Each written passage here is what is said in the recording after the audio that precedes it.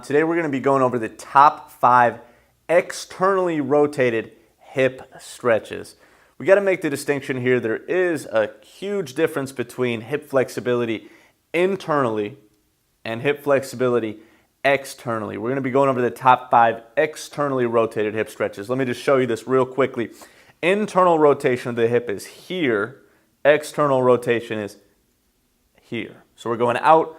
That's what we're working on today. We'll cover internal rotation in another video later on. But we're going over the top 5 externally rotated hip stretches today. We're going to start with number 1. It's a standing position. Haley and I are going to come to the top of the mat, and we'll begin with this one. So it's a little bit of a balance. If you got to go to the wall, which a lot of us may need to, please, you can put a hand, one or both, on the wall, and you can please do it that way. But if you've got the balance for it, and balance is important, so if you can work on it anytime, go for it. You put all your weight into one foot. You got to put a little bounce in the knee of the standing leg.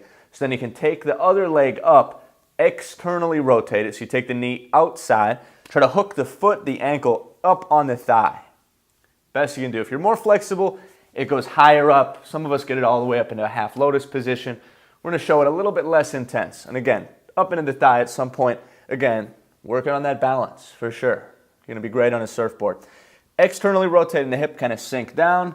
Pull it in and drop it until you get a great stretch out here in the hip and breathe. Again, if you need a little bit more, you can sink down all the way. You can bounce, you can play with it. I need a little bit deeper stretch. I'm going to crawl it up into a half lotus and working it. And coming out slowly, taking your time, breathing all the way, leaving the pose, as always, as important as coming in. If you're doing any of these and you feel any discomfort in your knee, you got to back off. We don't want pain in the knee. We want to feel it in the outside of the hip. All right, so let's come on down for our next one. So we're coming down to the mat for number 2. This is head to knee. It's a yoga classic. Just go ahead and extend one leg out in front of you. Take the hip you're stretching, pull the knee in, drop it open out to the side, and then just fold forward. Great. Again, you should feel a nice stretch here in the outside of the hip.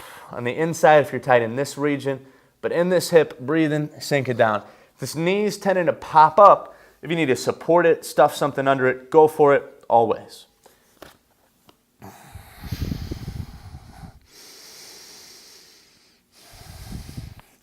the knee is just off the ground, you can always kind of help it down a little bit. As long as the knee doesn't hurt, you're getting the stretch in the hip, you're good to go. Coming up for number 3, we're going to stay with the same hip we were just on. Of course, you're doing these on both sides for at least 30 seconds every time. But for demonstration purposes, we're moving through. Number 3, go ahead and bring the leg up. Do your best. You try to cradle the leg that you're stretching like a baby. Okay, so something like so. If you're more flexible, you try to get the crook of the elbow into the foot itself. Sit up tall. Try not to slouch too much. Again, breathing deep and free. And then you're cradling it like a baby. You're rocking it side to side. Number 3 gets really intense for a lot of people, especially if the floor is hard, which isn't necessarily a bad thing. It's like foam rolling your glutes and your hips. So go ahead and take the hand on the outside edge, the same hand as the leg you're stretching, take it down and then roll that bad boy out. So go ahead and sink right into the hip. It feels pretty damn good. Haley can attest to that. And you're kind of rolling, you're going every direction you can, you're moving it left and right, working it all out. For those of you who are starting to get your feet back behind your head, this is probably the king. This one's going to really get your foot back there. So working this one integral. Once you've done that, we're moving on to number 4. Number 4 is if your hips are tight, go back to number 2. Work on it until you get it down and it feels easy and it feels good and you feel like you might need more. So number 4, if you can do it, is to try to get this foot again up on top of the thigh. We recognize this. It's like the one we were standing, but different. We can get a little bit deeper. We take the element of balance out of the pose. Again, tighter people, you're just trying to get it up on top of the knee, the thigh. More flexible, you're going to try to get it all the way into the half lotus position, all the way up there. Okay? Again, if the knee is way jacked up and you're pulling it in more, make sure the knee feels okay. Make sure you can get the knee down. No problem. From there, again, you just sink right on down and breathe.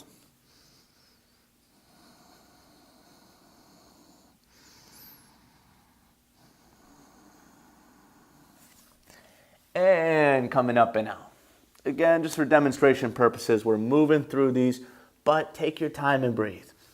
Next pose is the classic pigeon we know and love. This one, it's on a prone position, still stretching the same leg out. Bring it down into the mat. We're going to swing the leg that was straight before back behind us. That's going to bring our torso out front over the leg. We're going to get the back leg as straight as we can comfortably.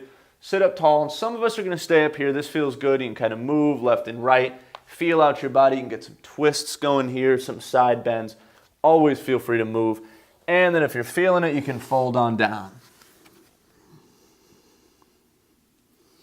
Once you're down there again, you're kind of sinking into that hip, breathing deep and free. Again, depending on where your hips are tight, how flexible you are, you can play with the position of the foot and the shin relative to the pelvis. Okay? For most of us, it's going to be at a little angle. My hips are sending out this way, so my shin is at a 45 degree going back. But if you're a little bit more flexible, you can move it forward to a 90 and then sink down and play with that. More and more flexible people are going to try to get the forehead to the sole of the foot itself. You might even get the forehead down behind the heel.